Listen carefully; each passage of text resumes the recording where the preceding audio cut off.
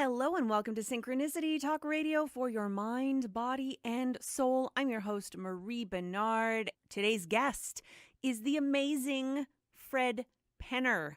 So unfortunately, the interview, the connection that we had was not very good. So I had to edit out a lot, but I'm hoping that you will get the gist of what he has to say because it was such a beautiful conversation. And I will be playing some music from his new album, Hear the Music. So we'll just jump right into this first segment of the interview.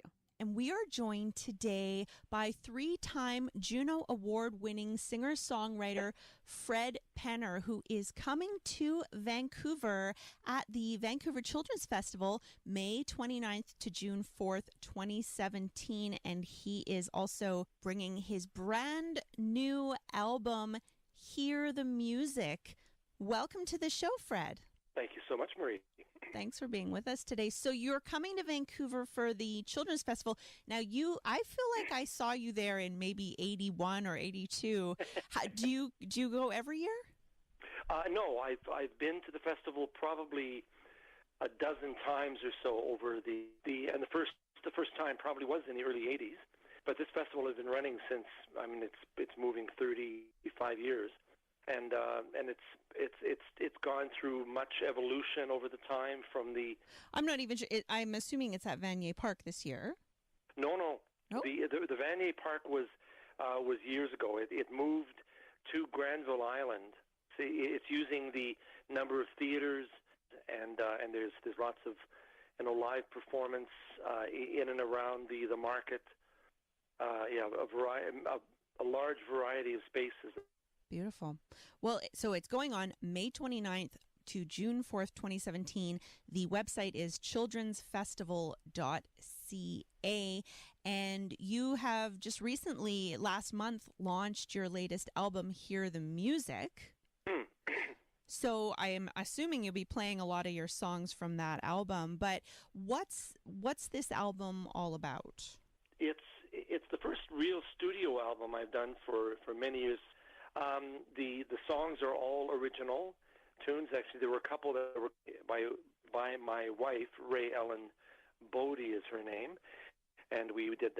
She helped me with a couple of songs. But there are tunes that I've been developing and working over the years, and sort of forgot about and to make them a good length and quality for an album.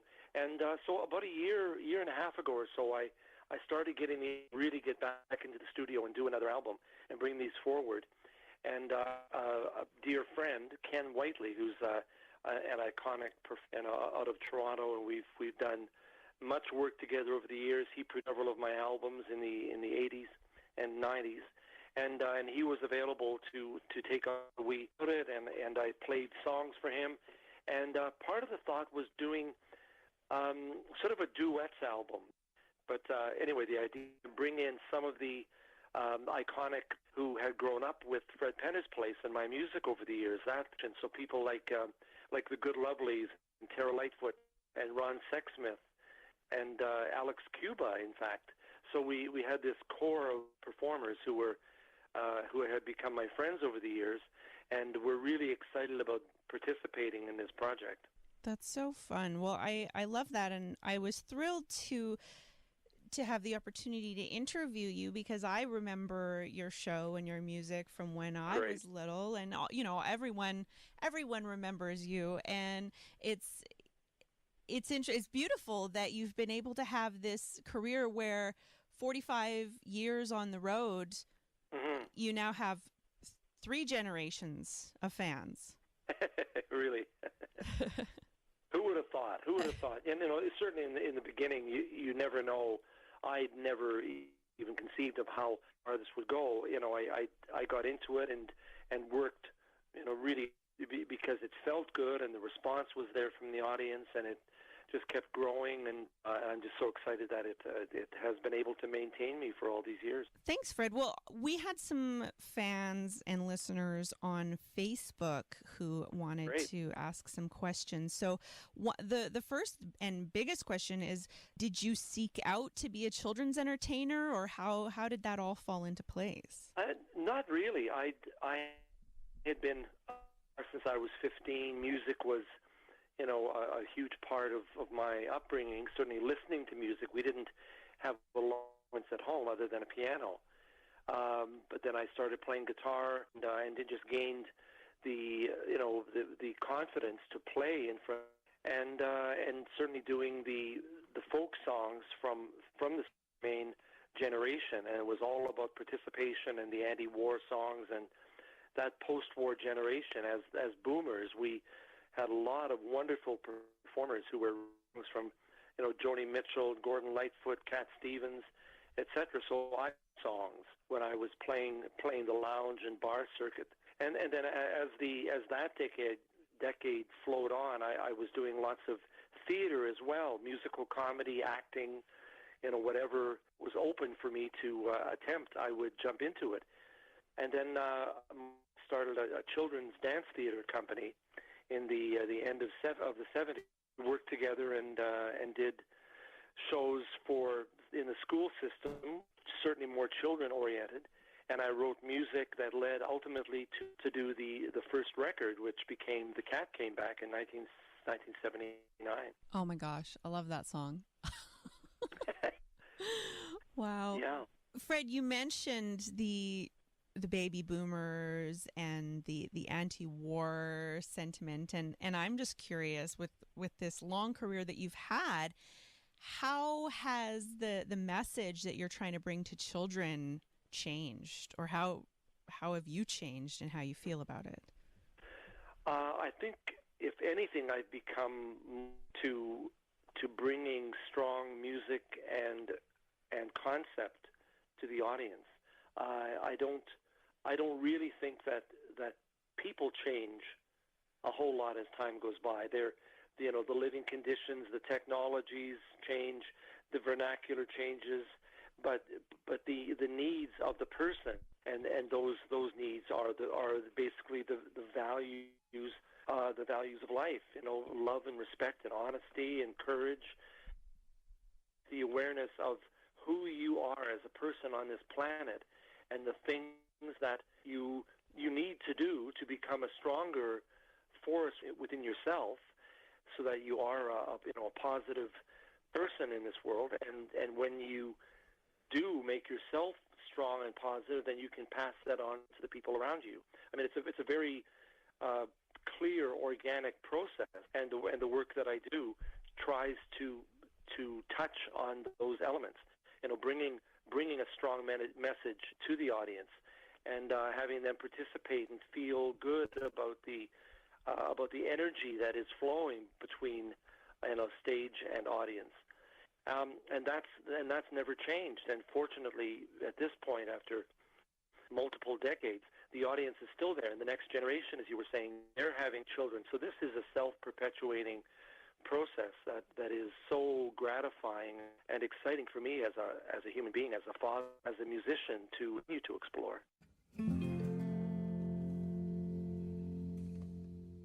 Well, I don't talk about the fears that can be there for the child.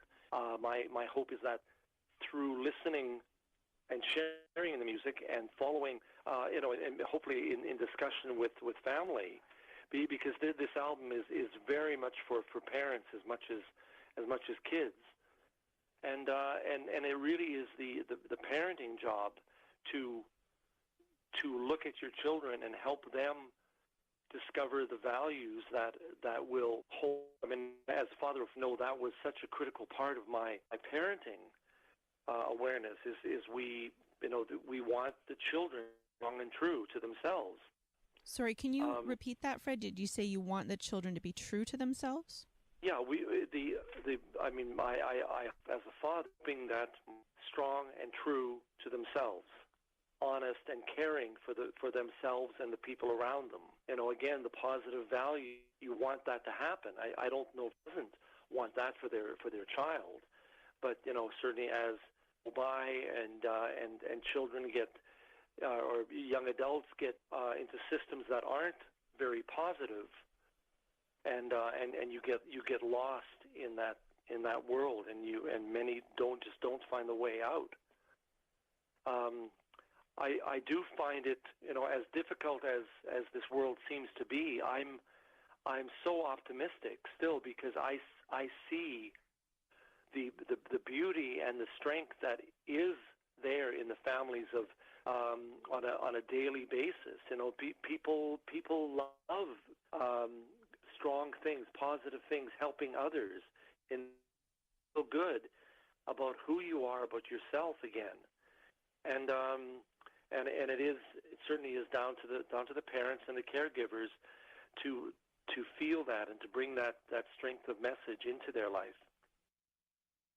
That brings me to, I'd like to ask you about the song "This Is My World." Mm-hmm. If you can tell us a little bit about that song. Sure. It's quite, from my point of view, this is my world. From here to forever, this is my life following dreams, riding the wind, feeling the sunrise. Maybe in a Zen sort of way, certainly in a meditative mindfulness way, is when you away from all the things that in this life. You're not thinking about work, not thinking about hobbies you might have, just being in the presence of nature, of looking at the things around you and saying, wow, this is amazing, this life that we have, and the ability to enjoy the beautiful things that our eyes and our senses can consume. That's such an important part of who we are in this world. So finding ways, much of this often comes back to me to Fred Penner's Place, to that TV series that I did for almost 900 plus episodes on CBC.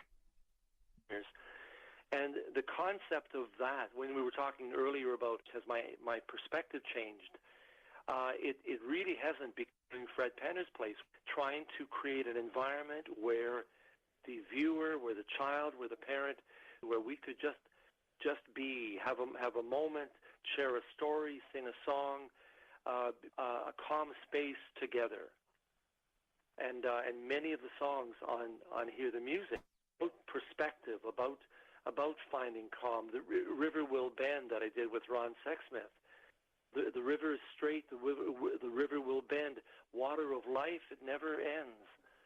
It's that constant flow. And certainly as a man moving into my senior years, I turned 70 last November.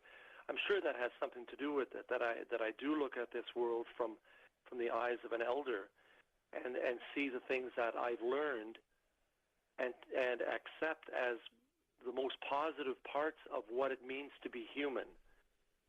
What is the legacy when you leave this world? You want people to have about you, the things that you did, the paired positive moments with, things that strong and positive inside. It's that those values just are constant, and we need to approach them from a positive level every day.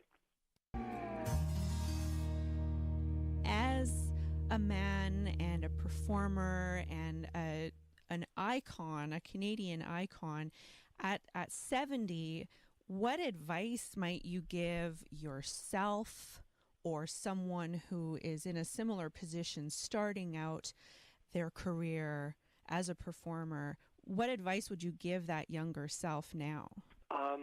Well, often young performers do come to me with that question about how anybody else can do this, and the first thing I say to anybody who's interested in being a performer is why. Why do you want to do this?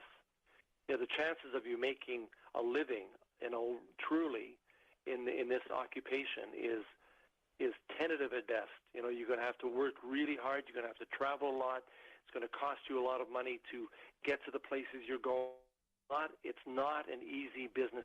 So if you are of a mind to approach a performing career, you better be doing it for the right reasons. People have to do soul searching and figure out, well, I don't know, what is it that is inside of me that needs to come out? What is the message, that people will say to themselves? What is it that I do want to share with others?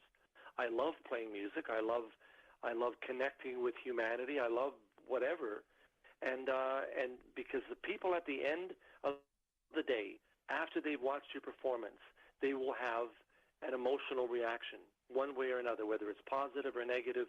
They will feel something from what you have done on that stage. So I ask people to really think deeply about their reasons for going into it.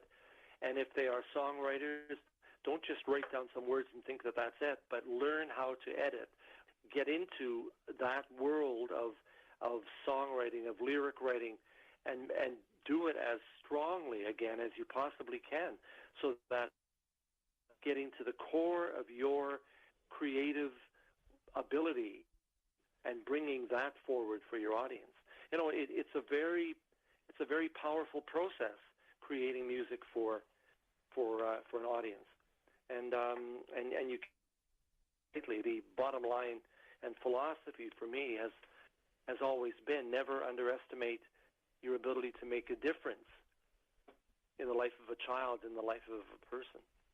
There was a question on Facebook about your show, Fred Penner's Place, and just about how did you seek out to have a show, or how did that come into being? No, I was the luckiest man in the world for that one. I had no. It wasn't a plan. I produced The Cat Came Back, the record, Troubadour Records, Rafi's company. It ran. I worked with them for playing festivals, building my reputation. And CBC, unbeknownst to me, had been watching my progress and liked what I was literally out of the blue from Dodie Robb, who was the head of children's television in the mid '80s, and she said, "We've been watching your work. Would you like to do a TV series?" And I was taken aback, and I said, "Well, sure, but how? What do I do?" And she said, "What would you like to do if you could do anything you wanted?" And so the concept was put into my lap, or develop a concept was put into my lap.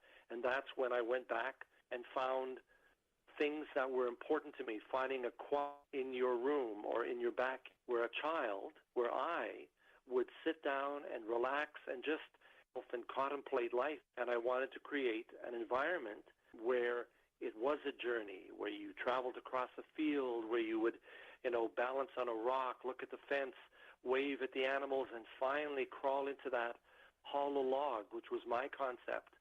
Crawl into that log, and then you are in a safe environment. And that was the whole idea of doing that. And I'm so that I was able to do that for that amount of time. Wow. That is so exciting, and thank you for sharing that with us, Fred. It brings up a question about how blessed you've been to be able to. You mentioned the concept of mindfulness, and it seems like you've been able to kind of incorporate that into everything that you do. And a lot of people, if they're going to have mindfulness as part of their lives, they have to really make time for it and then make the space for it. It is a concept that you have to adopt, that you want to be a mindful person, that you want to be conscious of life as it goes along, every minute of your time, and just being aware of who you are again. And it's not what I'm learning. As my wife is very much into mindfulness practice and teaches young actors how to be more mindful about who they are. And I've learned much from her in the world of meditation. So I will meditate on a daily basis for anywhere from 5 minutes to half an hour, where it's just a matter of sitting quietly and closing your eyes and letting the thoughts of life flow through you. then that helps stabilize your spirit to approach a day. But it's and it's not as I said, a huge time commitment. It really is just about the awareness that this is something that would be beneficial to you as a human being. I know how beneficial it is to me just to be there and be aware. And when you get into that pattern, it makes you stronger. I feel like mindfulness is kind of this thread that's woven through all of your album. But I'm wondering if there's a specific song that you feel maybe teaches this concept a little more clearly. Well, certainly, This Is My World and River Will, I've already mentioned those two, River Will Bend, are very much into that immediate awareness. The song, the title song, I Hear the Music, is really in there as well. It's a upbeat song, which looks at the things around you and says, I hear the music. Every minute of the day I can hear it all around me. And that's what I do. That's my life. I'll hear a bird song. I'll hear a wind blowing somewhere. I will understand and find musical notes that connect with certain, nature movements. So the album, that song goes into that awareness, into different levels. Walking down the street or standing still, my eyes and ears never get their fill. Maybe hot and sunny or a gentle rain is tapping on my window pane. World is turning, I can feel the beat from the tips of my fingers to the soles of my feet. I love life, and everything I do is all about the rhythm and the songs for you. It's very poetic. It's very engaging in the things around you. And that's really what meditation is all about. It's being calm, sitting, and letting the thoughts flow.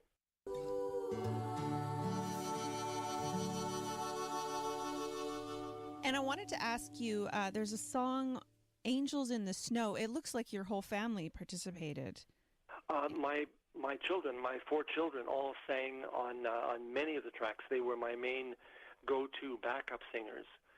They've performed with me on CDs, previous CDs, and live performance many times over the years. So it was really very delightful to have them join in on this project. And Angels in the Snow in particular, there's a vocal arrangement by a dear friend, Dan Weeb, who's an arranger, a musician from Winnipeg, and he spent some good time weaving a harmonic blend in that particular song that I just love listening to. Can you tell us a little bit about Angels in the Snow and what it's about? I am a prairie boy, born and raised in Winnipeg, and I think anybody who has been raised in a snow climate as a child remembers that beautiful feeling of going out on that beautiful crisp kind of night where the snowflakes are sparkling as they fall from the sky, and there's that layer of snow on the ground, and it's so inviting, and you just run over and drop on your back, and you move your arms and legs up and down, and you make the snow angel. And then you stand up and look at it. And for children on the prairies, that was just something that we did. We would go and angels, and again, it's the colors, the lyrics go very much into that awareness of what is around us. The colors of fall are far away.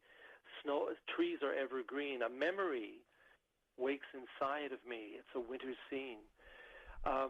So I am going back. For me, that song goes back to my childhood and recalls beautiful snow. I love the feeling of snow. I love and it gets inside of you, as a Manitoba boy, and it stays with me no matter where I go.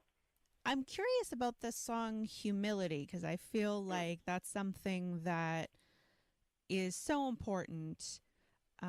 And that I don't know if it's something that we really teach kids today. So can we talk a little bit about that? Yeah, it's a hard concept, certainly. I had be putting that one together. There was a TV series that I worked on out of Winnipeg called TP Tales, T-I-P-I, TP Tales, that we did 2 seasons of years ago now. And I wrote songs for this Aboriginal-based series. And there were 4 children, there were 2 grandparents, and there were 7 animals. These were all puppet characters. And each animal was related to sacred laws, the spiritual values in Aboriginal culture, which really are just human values. So things like turtle is truth, eagle is love, bear is courage, buffalo is respect, wolf is humility. How do you put that into words? Humility is about how you feel about who you are.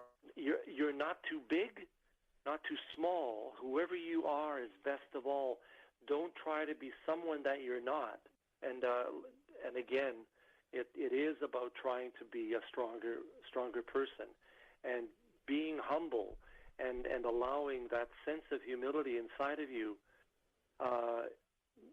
does make you so much stronger as you approach other people in this world. Yeah, it's pretty amazing. I was so blessed and fortunate to be able to do that series and write songs for those important concepts. It sounds like, Fred, the opportunity that you've had to teach children these important concepts, I can imagine that that's really been such an opportunity for your own learning. Very much. I know how to be a vulnerable person, certainly through the creative process, which is creativity and vulnerability closely connected. And I feel that when I am creative and I keep myself open to the things around me, that when a concept comes up, it doesn't sort of stay as a superficial thing, but it goes inside of me and it finds a home. And the concept develops, and I try and find ways of expressing that creatively through poetry or through music or visual art sometimes. It's always a challenge, to allow that to happen. If you do make yourself vulnerable, then definition there are negative things that can get inside of you. So I again experience lots of sorrow when I see things happening. For instance, just a couple of days ago, there were 2 fathers and their sons in Manitoba, in Thompson, Manitoba, north of Winnipeg, who had gone out boating, and it was cold water, and they had life jackets on, but the boat tipped over, and all 4 of them died. And I just felt such pain for them, for the families, for what they went through, for that last moment with the fathers, what they must have felt as they breathed their last breath. Those things get right inside of me, and it causes me to be more honoring of my children and more aware of how I feel and perceive things in this world.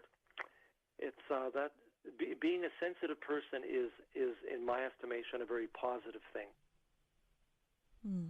Thank you so much, Fred. It's been such a pleasure speaking with you, and I just really love how connected you are to your music and to the children that you're serving, and of course all the generations of their parents as well. And I'm wondering, we just have a few minutes left in the show. What do you feel is the message that you really want to leave people with today? Be responsible to yourself and your family. We all have the ability to create moments that make a difference in the lives of the people around us. Complimenting on something that they've done, giving people the physical or virtual pat on the back for what they've done, complimenting the people around you and telling them how wonderful they are, and that their lives have value and positivity, and that is something that we all are part of. So So be sensible and caring and giving to the people in your life. Thank you so much, Fred. It's been such a pleasure speaking with you. Fred Penner is coming to Vancouver for the Vancouver International Children's Festival. He'll be here May 29th through June 4th, or that's when the Children's Festival is on. You can find out the schedule of performances at their website, childrensfestival.ca. And Fred's new album is Hear the Music. Yes, through hopefully there's some stores that are handling it. I will have copies at the festival, fredpenner.com. There are directions to finding the product through that. But it's been a pleasure speaking with you, Marie. Thank you. Thank you so much, Fred. Okay, you're very sweet. Thank you. I hope to see you one of these days. Oh, that would be so fun. I'll look at the schedule and see if there's a time I can come and see you. Yeah, thank you. Yeah, please do that. All right. Have a wonderful day. I will. Thank you. All right. Thanks, Fred. That was Fred Penner. Again, you can find out more information at his website, fredpenner.com. And you can also find out more about his visit to the Vancouver International Children's Festival, May 29th through June 4th, 2017. Childrensfestival.ca is that website. And thank you so much for your time, for being with us, for sharing in this beautiful conversation with Fred Penner. I hope you found it valuable and enlightening. And check out his album, Hear the Music. Want to send you lots of love. Have a wonderful week. Be well. Namaste.